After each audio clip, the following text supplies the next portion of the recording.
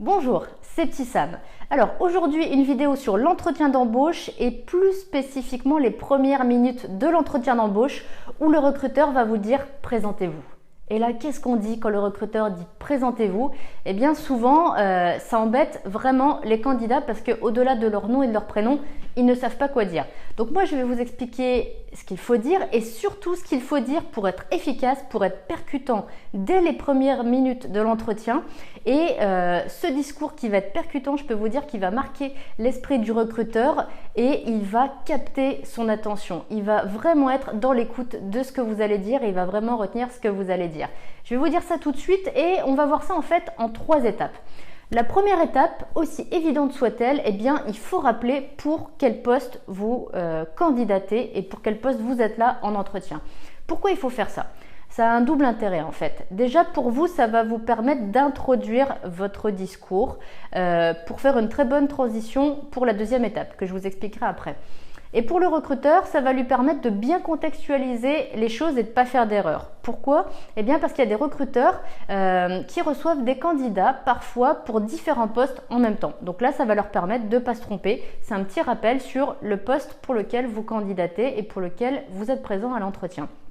Mais surtout, comme je vous ai dit, l'intérêt pour vous, ça va être d'introduire la suite. Et la suite, c'est quoi ? Eh bien, c'est la deuxième étape, c'est expliquer, rappeler les missions que vous avez eues et qui sont en lien le plus direct possible avec le poste pour lequel vous candidatez. C'est vraiment faire ressortir les éléments les plus importants de votre parcours et qui vont être en lien, comme je vous l'ai dit, avec le poste pour lequel vous vous présentez. Et surtout, eh bien, en faisant ça, le recruteur va se dire « Ah ouais, mais en fait, c'est vraiment logique que cette personne, elle vienne aujourd'hui pour le poste. » Maintenant que j'ai réentendu tout ça, c'est une évidence que cette personne, elle propose sa candidature pour ce poste-là.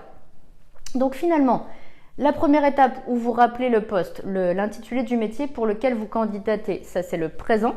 La deuxième étape où vous faites ressortir les éléments les plus pertinents de votre parcours, et j'insiste sur les éléments les plus pertinents parce qu'il ne faut surtout pas répéter votre CV, ça n'a aucun intérêt. Mais cette deuxième étape donc où vous faites ressortir l'essentiel de votre parcours en lien avec le poste, ça c'est le passé. Et bien la troisième étape, ça va être une étape dans le futur, c'est-à-dire vous allez vous projeter sur le poste et vous allez dire ce que vous attendez de ce poste, comme si finalement vous y étiez déjà. Qu'est-ce que vous allez en retirer? Qu'est-ce qui vous intéresse? Qu'est-ce qui vous a motivé à postuler? Et là, je peux vous dire que vous allez vraiment d'entrée de jeu vous démarquer des autres candidats. Pourquoi ?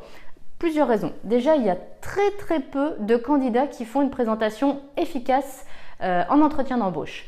Ensuite, il y a encore moins de candidats qui se projettent sur le poste, qui s'imaginent sur le poste, et encore moins de candidats qui réfléchissent à ce qu'ils attendent d'un poste. Et pourtant, c'est une erreur. Pourquoi ? Parce que il y a beaucoup de recruteurs qui posent cette question en entretien, mais plutôt dans la deuxième moitié de l'entretien, c'est qu'attendez-vous de ce poste ?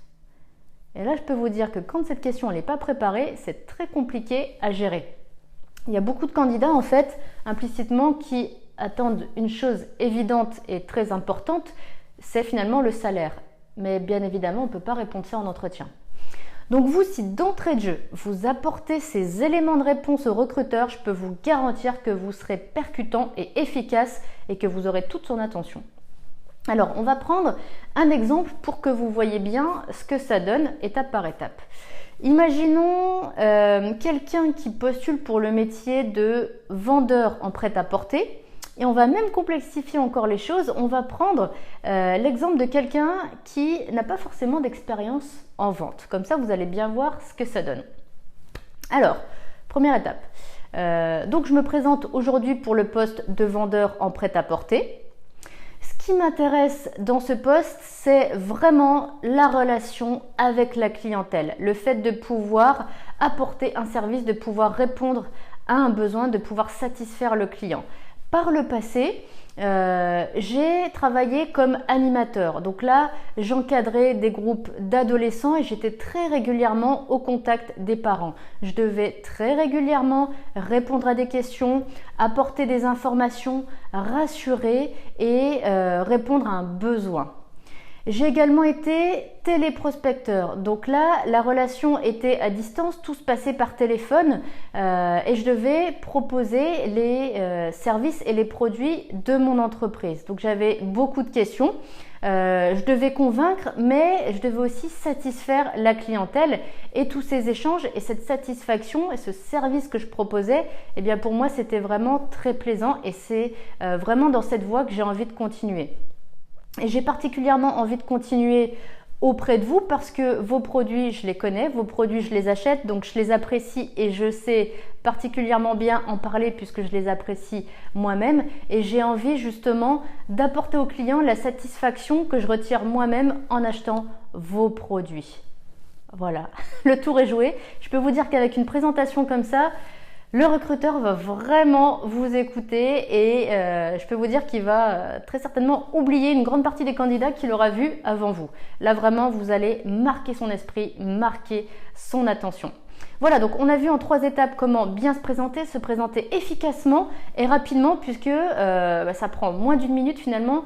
Allez, on va dire 2 minutes si vous avez beaucoup de choses à dire, beaucoup d'expérience à évoquer, mais vraiment 2 minutes pour se présenter efficacement, pour être percutant et pour vraiment, encore une fois, vous démarquer des autres candidats. Voilà, alors si maintenant vous voulez encore plein d'autres conseils pour votre recherche d'emploi, je vous propose tout simplement un e-book qui est gratuit, je vous l'offre et de très bon cœur.